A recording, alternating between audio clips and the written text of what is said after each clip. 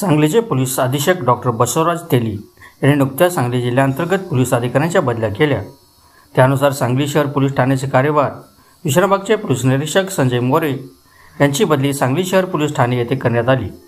कालच त्यांनी या पोलीस ठाण्यात हजर होऊन येथील कार्यभार स्वीकारला। यावेळी शहरातील गुन्हेगारीला आळा घालण्याचा निर्धार त्यांनी प्रसारमाध्यमांशी बोलताना व्यक्त केला। तसेच एसटी स्टँड परिसर, सांगलीतील बाजारपेठ व गर्दीच्या ठिकाणी होणाऱ्या चेन स्नॅचिंग ठोकणार गुन्हेगारीवर कठोरपणे नियंत्रण करणार असल्याचे स्पष्ट केले।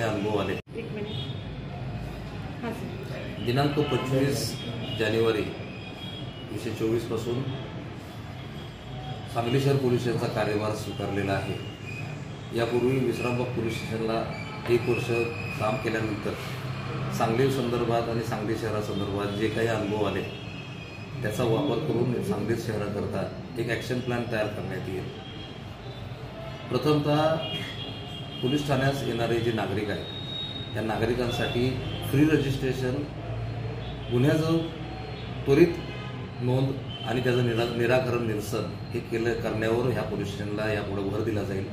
त्याचप्रमाणे जे गंभीर गुन्हे आहेत, दखलपात्र गुन्हे आहेत, त्यातील गुन्हेगारांवर कठोर प्रतिबंधक कारवाई आणि जे गुन्ह्यातून जामिनावर सुटतात त्यांच्यावर देखील कठोर कारवाई, तडीपारीसारखी कारवाई किंवा त्यापेक्षाही मोठी कारवाई करण्यावर आमचा भर राहील।